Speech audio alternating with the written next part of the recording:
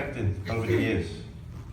One of the things that I would say is that myself and Mark, we both share a very common viewpoint, which is that working in the emergency department, we became frustrated with loads of people who come in who are on loads of medications. You must know people. I don't know if any of you know friends or family who, when they go to the doctors or when they go to the hospital, they're on a statin, they're on a high blood pressure pill, they're on a diabetic pill, they're on an arthritic pill, they're on a whole host of pills. Does anybody, put your hands up if you know anybody like that. 7 pills. Not you, but you know people with 7 pills. So, what is going on, guys?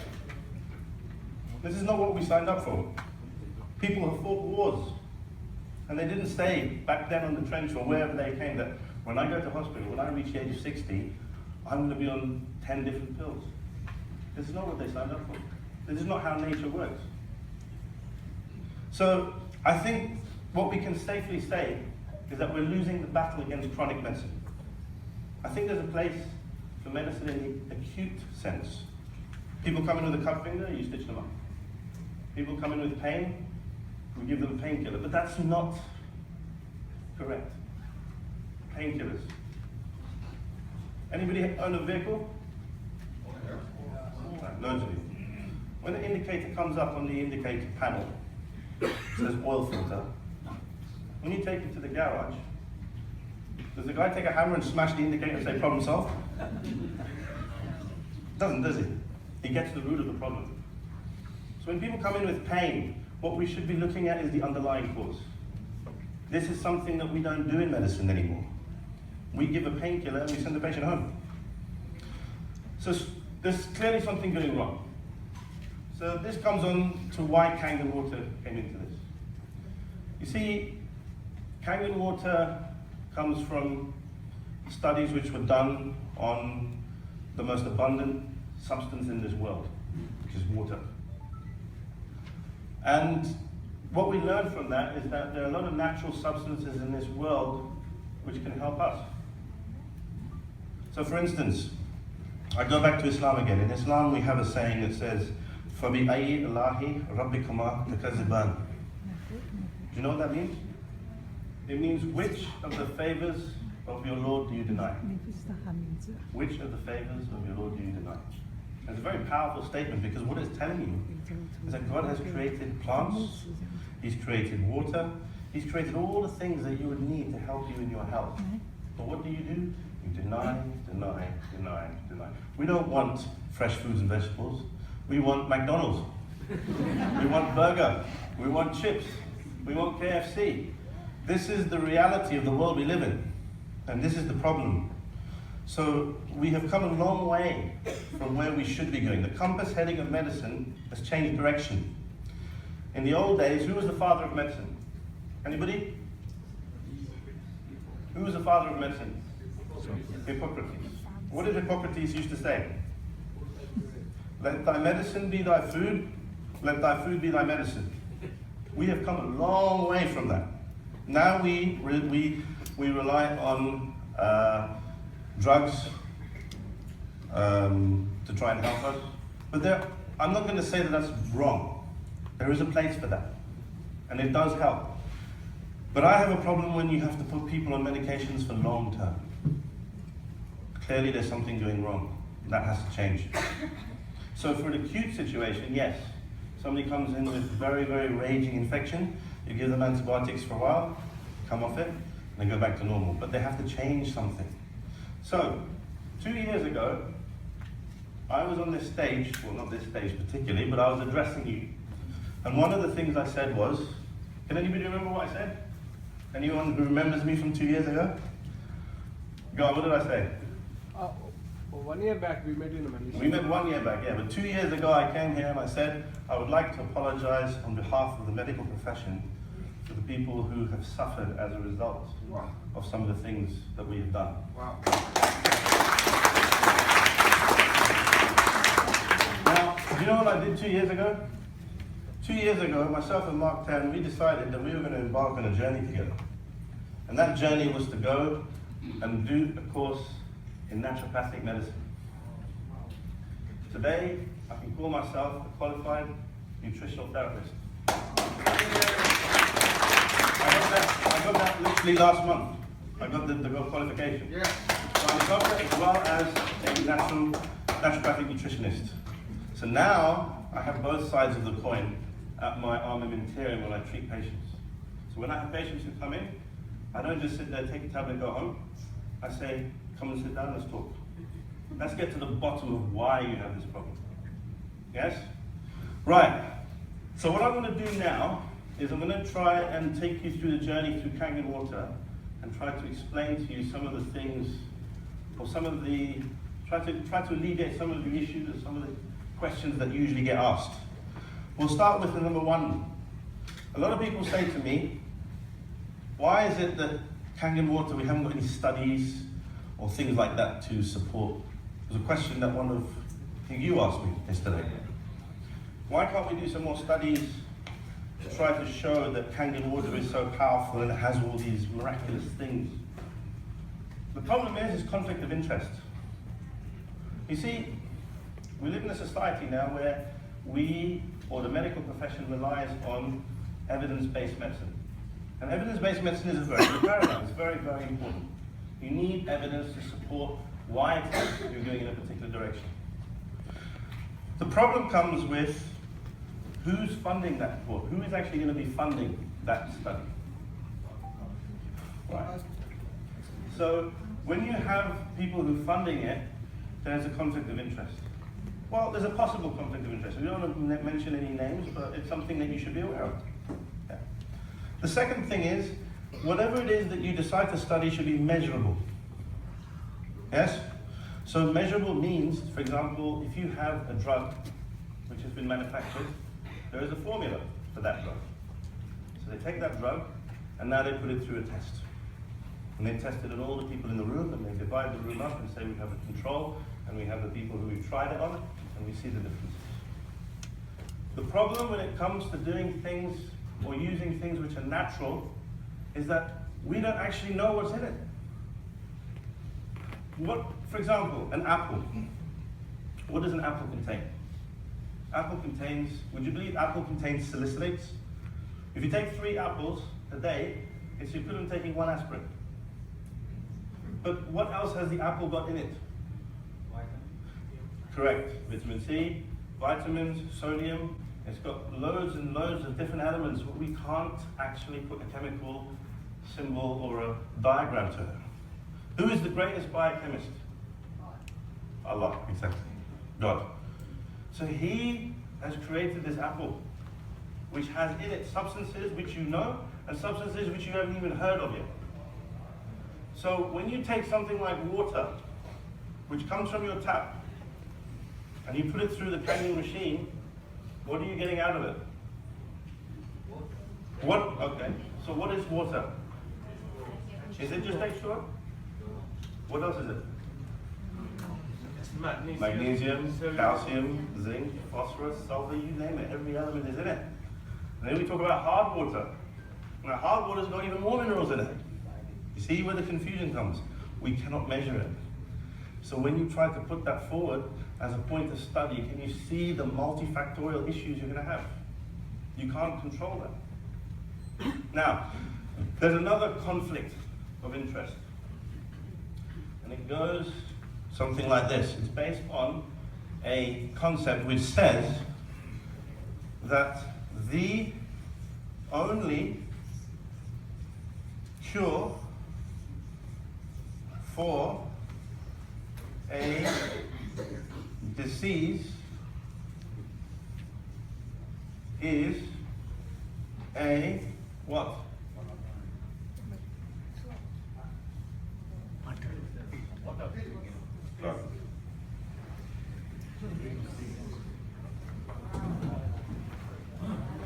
And that was made law. Do you know what the implications of that sentence is? How many implications can you see? The first implication is on the word drug. The second implication is on the word disease. And the third one is only cure. I'll tell you. I'll give you a scenario. What this means is, who makes the drug? Pharmaceutical companies. Right. Who defines the disease? Thank you. That's where we come in. Right, so we're part of this. We define the disease. As a matter of fact, we have a book called the ICD-10. And in the ICD-10, it lists all the diseases known. Now, did anybody ever know anybody or went to school years ago, or even now, who knew anybody who used to disrupt the class? Yeah. There's always one, isn't there? There's always one idiot. Right. Right. Do you know what they call that guy now? What's the condition that they associate with him or her? ADD? No, ADHD. ADHD. Right. ADHD. Attention Deficit Hyperactive Disorder. Now they call that a disorder, which is kind of synonymous with the word disease. What do you think that means now? We have now defined, now in the old days it was just a disruptive child. Now we've put a label on it. Now we have a disease which the only cure for is a drug. You see what we've done? I'll give you another example. Anybody here in this room suffer from a problem where they go to the toilet and have loose stool and their bowel habits are all over the place? Anybody? That's good, because you guys are eating good food. In the Western world, there are people who come in with diarrhea, constipation, diarrhea. You know what we call that? Irritable bowel disease. Alright, so there are two conditions which have now come into our world in the last century, last decade. These last 2 decades. These two conditions. What this means now is we can now create a drug to target these two things, because we now know that we have a cure. Only cure. You see how this works now financially? You see the system? This is what we are having. This is what you guys are going to be faced with when you go out there and start promoting Kangen Water. This is the issue. See? So, only cure. So when somebody like Granny Smith decided that she wanted to promote her apples and said, you know what, if you eat these apples, it's going to help you with your heart disease. Do you know what they could do to poor Granny Smith? They could lock her up. You know why? Because she's selling an unlicensed drug. Can you imagine? Granny Smith? What did she do? So this is the society we live in. This is what we've done to our society. We've now come into a situation where things become absolutely ludicrous. So, where does this come into Kangen, you ask? Well, what we have to do now is we have to sit down and think, where does water come into this? Well, water, as we know, is one of the most abundant substances in our world. It covers approximately 70% of the Earth's surface. It also is in 95% of all of you. Water exists. Right. So, what we need to now try to do is to understand, why is Kangen water different from normal water? And you guys have all seen the demo, haven't you? Right. So all of you are going to be able to tell me what the 3 properties of Kangen water are. 1, Antioxidants. alkalinization. 2, Antioxidants. microcluster. And 3, antioxidants. Right. Okay. Now, do we really truly understand what those 3 things are? No. Somebody said no. Well, guys, you're in trouble. You don't even know one. Okay, so you have something called the pH scale. Yes? pH scale is pH, right? Let's write that up to the board. pH. Right. Now, P is a mathematical term, right? That means negative logarithmic concentration of. That's what P stands for. H stands for hydrogen. Yes? As a matter of fact, This is actually a misnomer. It's not hydrogen. H plus. 早上在线我考的。 Protons. Yes? So it's the protons, it's the concentration of protons in a substance. That's effectively what it means. Okay? And if there's a lot of it, there's loads and loads and loads of thousands of it, we describe that solution as an acid. Now because we use the word negative, logarithmic, the pH is going to be high or low? Okay. Okay. So when you have a pH of 1 or 2, that means that this is very high. So alkaline means when the pH is high, say 11.5 to 14, this is low.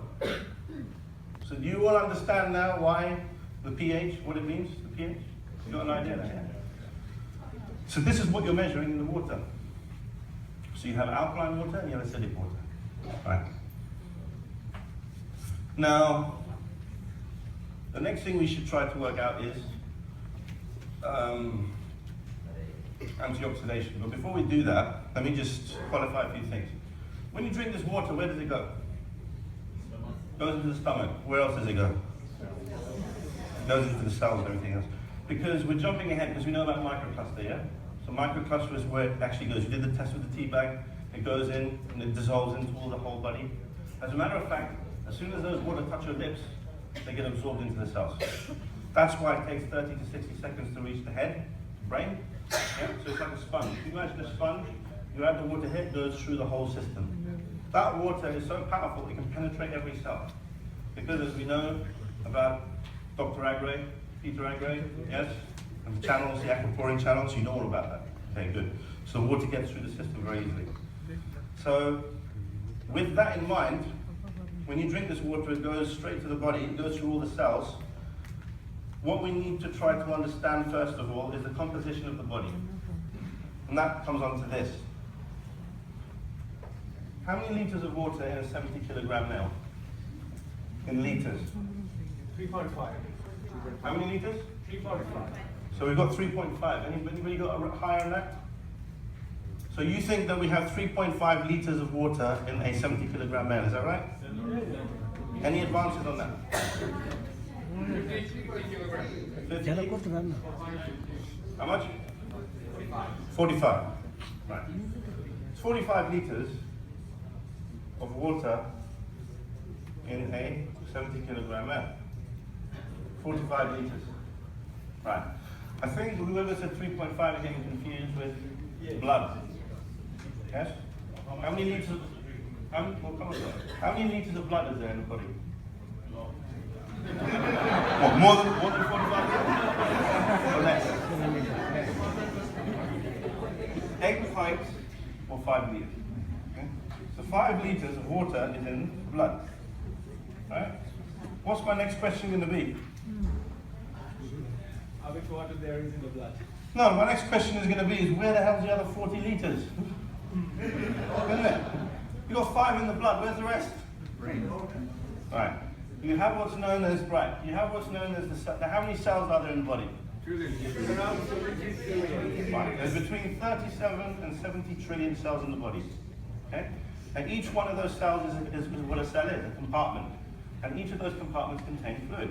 If you add up all of that, all of the fluid in those cells, you arrive at the figure of 25 liters. Intracellular space.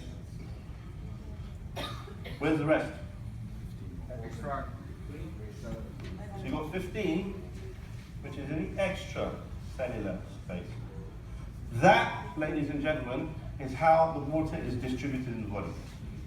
Yes? Now we'll come on to how much you drink. You know what you asked? Right. So when you drink this water, that water is going to be evenly distributed throughout those systems. In the blood, intracellularly and extracellularly. That's how the water is getting there.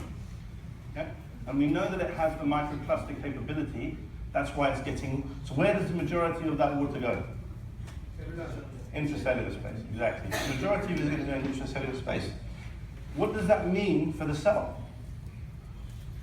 Right, we'll come on to that. So, what we will now talk about is, does anybody know what the normal pH of blood is? Who? 7 point? So it's actually a range. It's usually 7.35 to 7.45. That's the normal pH of blood, right? So can you now see, now incidentally, 7.35, is that more positive, sorry, is that more alkaline than neutral or more acidic than neutral? It's more alkaline than neutral. So does this go back to the question now, who in their right mind decided that tap water, which is neutral pH, was the right water to drink? Who in their right mind decided that? You see? So straight away, you've already won the argument. Alkaline water is better. Right? When a baby is born in amniotic fluid, when you measure the pH of the amniotic fluid, is it acidic or alkaline? Alkaline.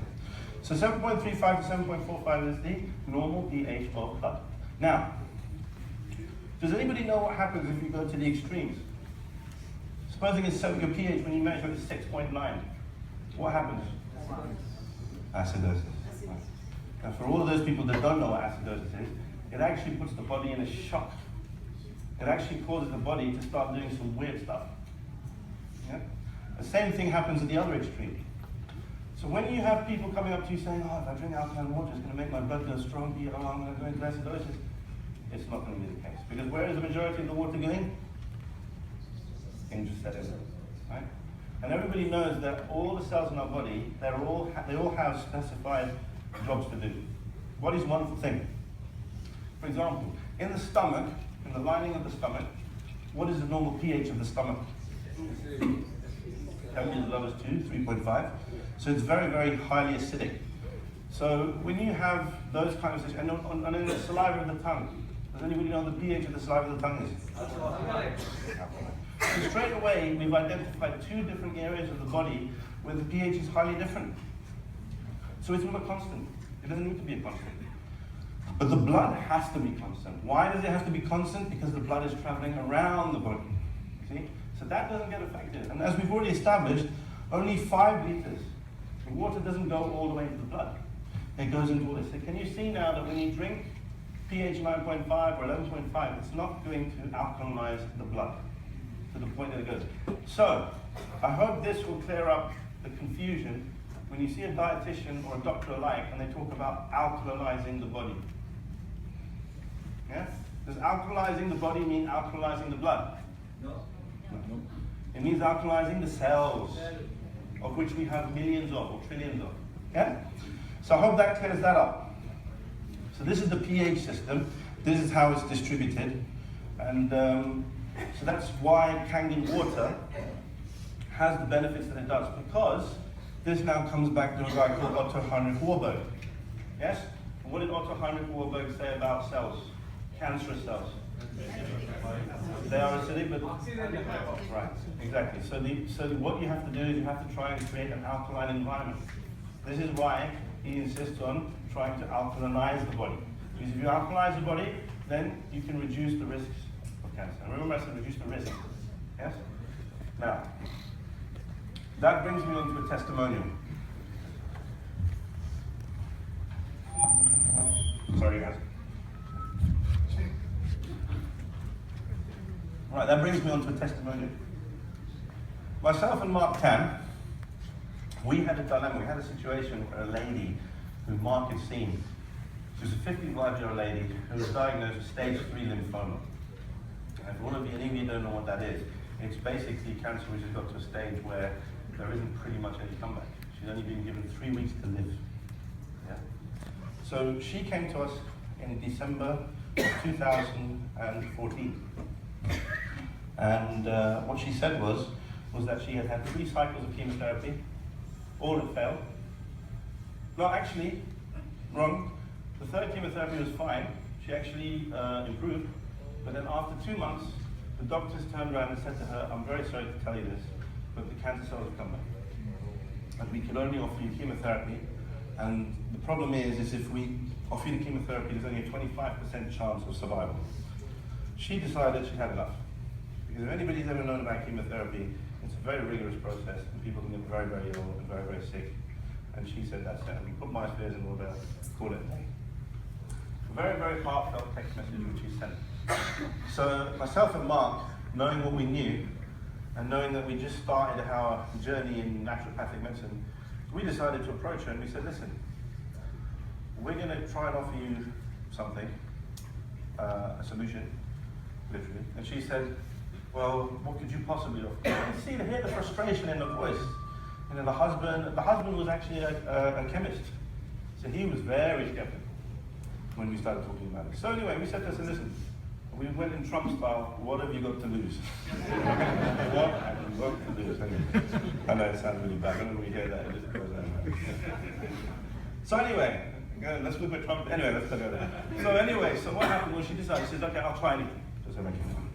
So we went, we explained the rationale. Explained exactly what I explained to you guys about alkalizing the body, the cells, and everything else. So we said to her, why don't you try drinking pH 11.5? Right? Now, Simon earlier gave 15 benefits of Kangen, didn't he? Right. I'm going to throw a 16th one in there. You know what that is? Kangen water is the only water endorsed by the American Cancer Institute. You had that one. So, what we did was, we sat down and we said to her, listen, try this. Drink pH 11.5. We explained the rationale, you know, why she should do it. And she said, okay, fine. That's what she did. We also asked her to change a few things in her diet. Now, I'll throw in a disclaimer in there. Water is only part of the story, right? I'll come back to that. But the next thing is your nutrition. Get the water right. You all are very privileged to know that the water that you have is the best water that you're going to come across. Take advantage of that. And another question I would throw into you, you heard Simon going about BMWs and Mercs and all that. What I would say to you guys is, why would you want to compromise on your health? I think that deserves a round of applause, isn't it? Yeah. Why would you want to compromise on your health? If you're going to spend in the way of Allah and spend in the way of trying to help yourself. Anyway, we'll come on to that. Right, 11.5. So what we did was we started her on 5 liters of water. She started drinking 5 liters of water. So this was now, we were in the first week of December. Can you believe, in January 2015, she came back to us, she said she went to see her oncologist, and the oncologist was shocked to discover that the cancer cells in one half of the body had gone. Whoa. She had a lump in her neck, right? 2 weeks after that, the lump went down, after drinking Kangen Water. The other thing they make you do when you're a cancer patient is they do yoga classes and all these. She never could last more than 20 minutes in the yoga class. These yoga classes usually go for an hour. She was able, at the end, to actually be able to last throughout the whole yoga class. Then she started, a week after that, she started doing digging holes in the back. She was working on her allotment. This was the lady who was bedridden. From bedridden, within 2 months, we started digging in the gardens, planting plants and all this kind of stuff. But every story always has a negative connotation to it. And it can be quite heartbreaking for some people, it can be a setback for some people, but sometimes a setback can also be something to learn from. What happened? The family got so excited. Do you know what they decided to do? They went off and bought a competitor machine. Xbox or X machine, whatever it is. So they went and bought this X machine. Yeah? It was cheaper. She started drinking that. She didn't she stopped the Kangen altogether. What do you think happened in 2 months? All the cancer cells came back. So it just goes to show that, you know, that for us was heartbreaking because we thought, well, she's obviously not coming back. And you see, at the end of the day, we live in a world where everybody has free will. You can't deny free will. Everybody has free will. They can do what they want.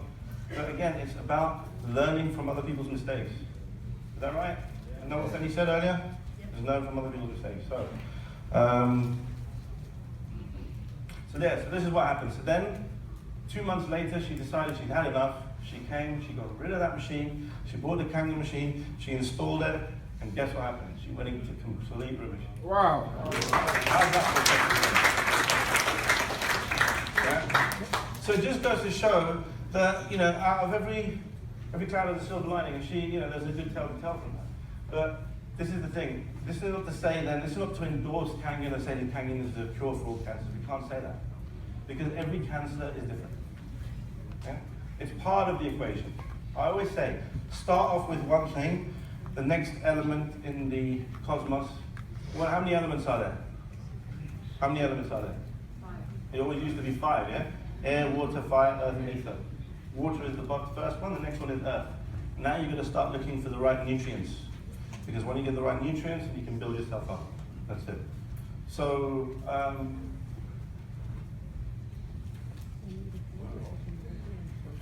to go?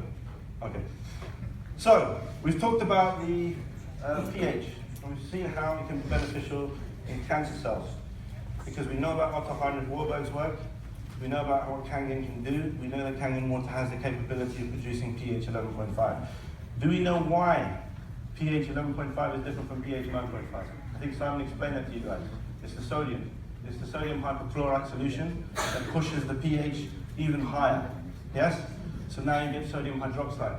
And that sodium hydroxide, ladies and gentlemen, in the pH 11.5 is what allows that water to emulsify fats. Yes?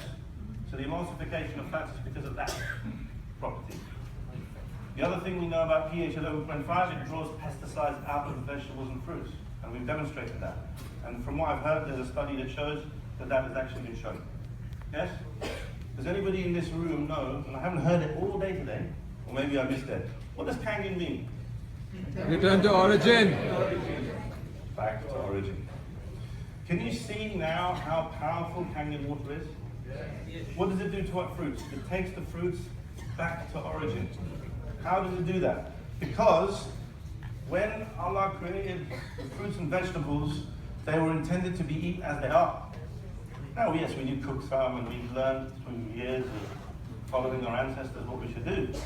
But these fruits and vegetables, did God say, let's add pesticides to thy fruit? He didn't say that, did he? That's where man came in. Man has completely screwed the whole thing up, isn't it? So today, my mother, she's from Guyana, South America. Yeah, that's where she's from. And in Guyana, South America, she lives in a land, used to live on a farm, where we used to have mangoes, coconuts, five-finger, sapodilla, all of these wonderful fruits we used to have in the back. Not a single one of them had pesticides. They all used to grow freely, wild. And used to pick the fruit and eat the fruit. Long have we gone from the days when we used to do that. Now what happens is, they have to put pesticides on. You know, there's a man with a big, you know, I always laugh. When I don't know if you've ever seen the demo. There's a demo with the one with the guy wearing a mask, and he's got this huge thing, and he's spraying it everywhere. I think to myself, I look at that thing like from a side, it's like on these sides, and then we go along and say, oh, yeah. Like that. I think to myself, but that guy is there with a mask. He sprayed all that shit all over it. You're gonna go and eat it. Anyway. So what we should be doing is, we need to do what? We need to take the fruit back to origin, back to the way it was intended. How do we do that? By washing it in Kangen water, and take the Kangen water takes the fruit back to origin. That's how it was meant. So you see now how powerful that is? That's what we should be doing. Right, so, we've talked about pH. The next thing we should talk about, to clear up a few misunderstandings, is there's another thing I also picked up. Now, the other thing is the machine has its own cleaning mechanism. Yes? And it cleans all of the hard water and, yeah? Do you know another thing you can do instead? Well, not instead, but there's another thing you can do. When you put that machine on clean, or when it does its cleaning, what it does, it reverses the polarity, and it actually feeds acidic water down the pipe that you normally have alkaline water in. And that dissolves all of the stuff, all of the hard water. So what you can do sometimes, when you wake up in the morning, if you've got your machine there, you can put it on pH 5.5 and let that run. And that will also clean the plates. If you look after your machine will look after you. Yes? Right. Now there's another fundamental thing that I learned over the last 3-4 years. Can anybody tell me in what form does the most powerful source of energy exist in the universe? Guess. He says water. Liquid form. Active hydrogen. Guess. Anybody else? Liquid form. Simple human mind. Anybody else? Source of energy and the form state. You're right. Amen. It's love, right? Love. That is what the most powerful source of energy exists, the form of love. Yes? And do you know why? Because if you give out love, what has to happen? Get back love. It has to come back to you. Yes? If you give out love, it has to come back to you. It's not a question of when, it's not even a question of if. But what you must never do is what? Give. You must not expect. And this is what you were saying earlier. Yes? If you give out love, you have to give it from the heart, you have to be sincere, but don't expect anything back. Now the reason why I raise that issue now is because now we're going to talk about active hydrogen. H2O. Now we've already established that water is not just H2O, but just for simplification, we'll just say H2O is water, right? Now, when this goes through the Kangen machine, what does it become? H plus. OH minus. Anything else?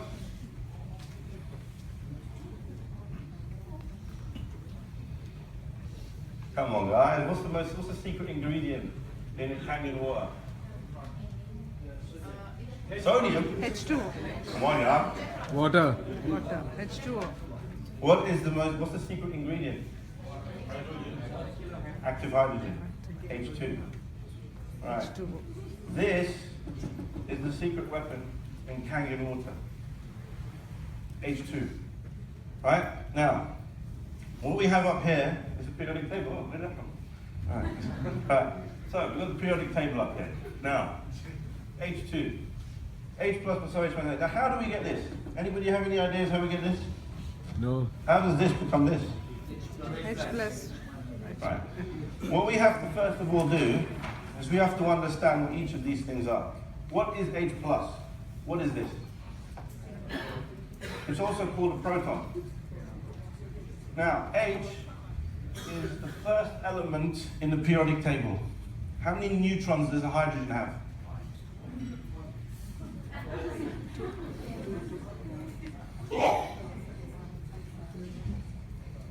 There's no neutrons in hydrogen, guys.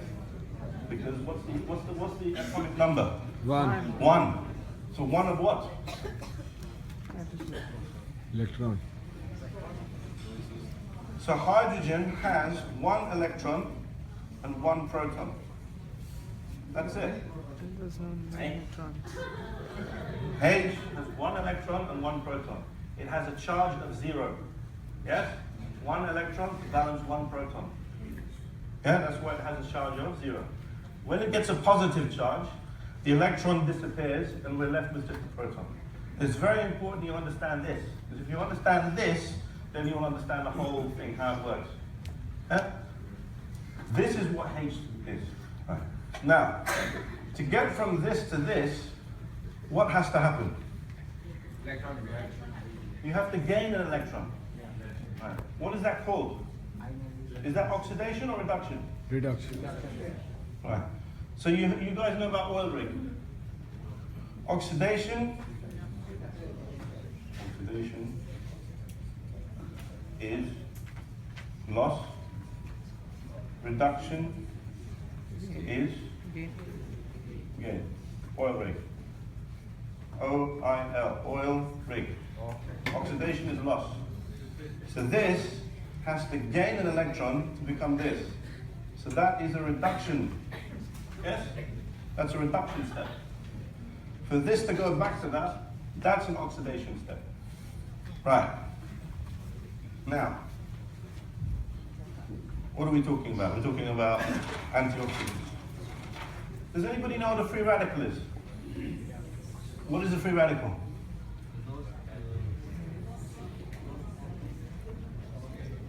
No Googling, guys. It's an atom, an ion, or a molecule that is very, very powerful. And it can cause massive damage. And do you know why it causes damage? Because it's unhappy. Yes? It's unhappy. Dr. If I was to take some money from you and steal it, how would you feel? You'd be upset, wouldn't you? And then you would take it from him, and then Suraj would take it from him, and it would cause a massive chain reaction. It's all because of free radical. Me, I was the free radical.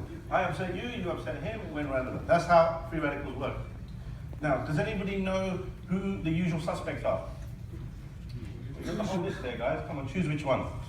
Who are the usual suspects? Right. You've got to go to group 7. These guys. Now, these guys here are the ones who are potentials for free radicals, and I'll explain why. So, if we go to group 7, right, ignore the 9, but you have 7 groups. When you get to this group here, fluoride, it looks like this. Fluoride, we wouldn't talk about neutrons, protons, because I know you guys got the neutron wrong, so we'll talk about electrons. Electrons, it's got 1, 2, 3, 4, 5, 6, 7. Is this guy happy? No. Why not?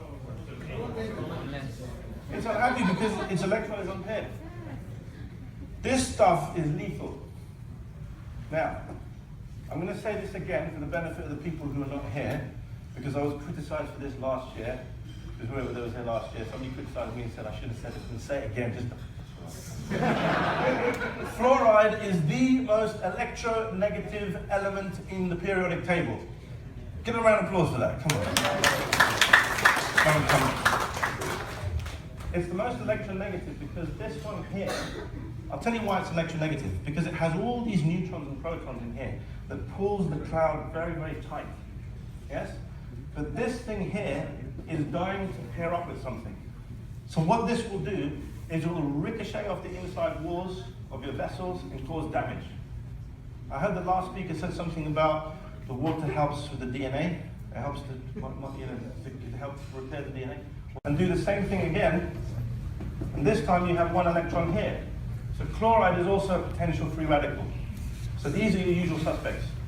Now, what did I say before about What did I say before about the most powerful source of energy in the universe? What we have to do? What should we do? We should give love. Now we come on to hydrogen. Hydrogen has this, but active hydrogen likes to share. This is what H2 looks like. Share these electrons. And it exists in the form of a gas. So when you go and fill up your Kangen pH 9.5, what do you see inside? What are those bubbles, guys? Hydrogen gas. Now that water is going to go inside your body, and that active hydrogen is now going to split apart, yes, into this and this. Sorry about the diagram, you will see it. Now this is going to go and share this and neutralize this. And it's going to neutralize it by sharing an electron with that one, and it's going to neutralize it. This is what I mean about giving. Yes? You go, so if you gave me some money, we wouldn't have this problem in the first place. You start giving, guys. So this is what active hydrogen does. It splits apart and it goes and neutralizes the free radicals, and it keeps the general consensus. Everybody's calm, everybody's loved, everybody's happy. So that's how antioxidants work. This is what active hydrogen is. That's why Kangen Water works. So now you know how it works as an antioxidant. It's going to go there, and it's going to donate its electrons, they hate me. And that's it. It neutralizes free radicals. So that's the antioxidant story. Yeah? We come on to the last one, which is microcluster.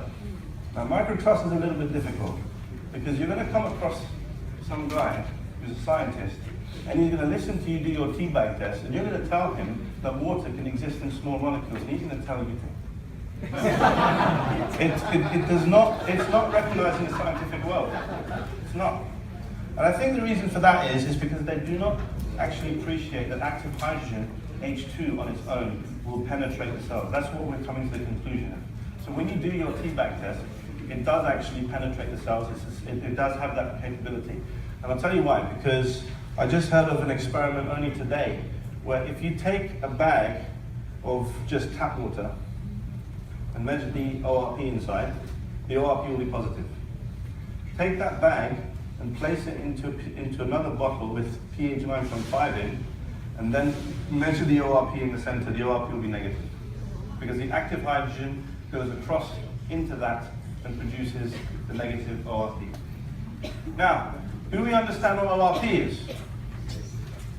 What does ORP stand for, guys? Right.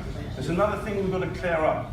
Because some of you think that this water somehow has some voltage power or some stuff in it. Right. Let's be clear what ORP is, okay? ORP is measuring the oxidation reduction potential. What it actually is measuring is measuring a relationship. It's measuring the relationship between the product, which is H2, yes? And the precursor to that. Does anybody know what the precursor is? I already explained this to you. H plus proton. If you add an electron to this, what does H plus become? One electron. It becomes H. And then an H then migrates with another H and becomes H2. So that's how you get this. So what the ORP is doing, it's measuring the relationship between H2 and H plus. So when you get your water, which has your pH 9.5 in, right, which is alkaline, which has all the bubbles in it, which has all the H2 in it, how many protons are in that?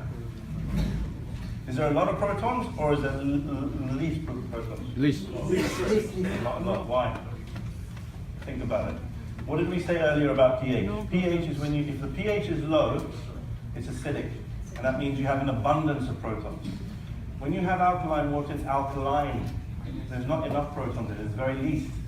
So the proton is less. So this is less, and this is more. So the relationship between this creates a negative ORP.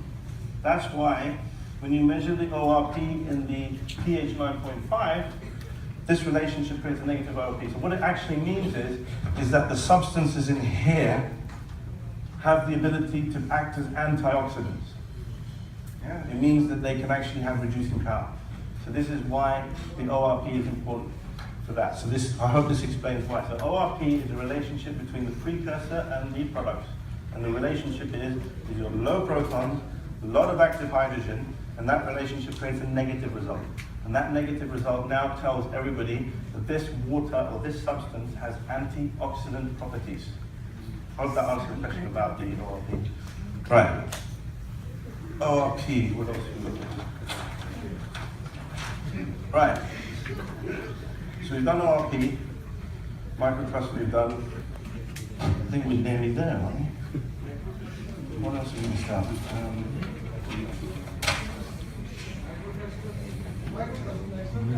Yeah, microcrustal, as I said before. The active hydrogen in the water, as I said, the water, go back to this one. This diagram here shows you the water, all the species that we're producing. Right, H2O produces H+, it produces hydroxide ions, and it produces H2. These are the three species that you're going to get in Kangen water. You do not get this in normal tap water. All you get in tap water is this. What does this look like? It looks like this. That's what this looks like in the water. And then you also have this, H+ and OH-. And then these form hydrogen bonds. That's why the water is a very good conductor of electricity. Yeah? But what you also get is H2. This is the stuff that travels across the membrane, and then when it gets into the next water, it'll also produce more H2 and less protons, and then the ORP will become negative in that. So this is what's actually causing it. The active hydrogen is the key. That's the thing that gets across the membranes and pushes it. So that's your microcrustal story. Does that answer the question? Yes. Good. I think we're done, guys. I think that's it. I think we've covered it all. Huh? Canola? You want canola? You want to know about canola oil? 5 minutes. Where does canola oil come from? Flour? Alright, which country does it come from? Give me a clue. The clue's in the word. Canada. Canada. Right, canola means Canada. Now we just have to work out what these three mean. Right. Rapeseed. Rapeseed is where the oil comes from. When you actually take rapeseed, in order to try, now you know what seeds are. These seeds, you get olive oil, all these other oils, right? These seeds, they have to crush them, and they have to go through some sort of chemical process in order to produce the oil. The Canadians were the first people that came up with a way in which to produce rapeseed oil. But what they did was they used something called low acidity. That's where the LA comes from, not Los Angeles. Low acidity, and the O stands for? Oil. So oil, low acidity, that's what canola oil is. The problem with that is that when you have low acidity, when you create that process, it causes so much energy. Those oils are very, very, they have the potential for producing carcinogens. And I'll explain why. Because if anybody knows what the structure of oil looks like, it's basically loads of carbons. Okay? All these carbon chains. If I put a double bond here and a double bond here, it's still a fat. Yeah? And then you have all these hydrogens coming off at various points. Now, if you heat this up too much, when you have this double bond here, it produces two carbon double bonds, and there is a potential for it to produce two types of species. One species has a hydrogen up and a hydrogen down. This is what's known as a what fat? Trans fat. The other configuration is this. That's called a cis fat. Cis fats are good. Trans fats are lethal. Because when the trans fat gets into your body, in the cell, I can't believe we didn't cover the cell. In the cell, you have a cell membrane. And that cell membrane has loads and loads and loads and loads of fats. And they have a water-like part and they have a fat part in the center. So you have fat loving in the center, water loving on the outside. Now, what a trans fat does, it blocks that. That trans fat gets in there and it blocks the cell-to-cell recognition. And when it blocks the cell-to-cell recognition, that's when you're on the decline. So that's why it's important to try to avoid oils. The only oils that should be in your fridge are, which ones? What type? Virgin press, cold press. Second? You must be joking. We've already talked about rapeseed, it's not rapeseed. No. Flaxseed, yes. But flaxseed should be kept where? In the freezer. Yes, because even at low temperatures that can happen, that double bond can switch. So it's important to freeze it and take it out only bits that you want and put it in your salad, whatever that's it. And the last one is which one? Coconut oil. And why coconut oil? Is it an unsaturated or a saturated fat? It's saturated fat. Yes. And when you have a saturated fat with loads of carbons like that, saturated means that all of these bonds have hydrogens in it. This doesn't have the problem. You don't have the double bonds. So it can't flip. That's why coconut oil is always what form in this weather? Solid or liquid? Ghee also is the same. Yeah? And how many years have we been using ghee in India? Old is gold, guys. Old is gold. This is what I'm trying to say to you. So listen to your ancestors. Go back to origin. Kangen means go back to origin. I hope that pretty much wraps everything up. Thank you so much, Dr.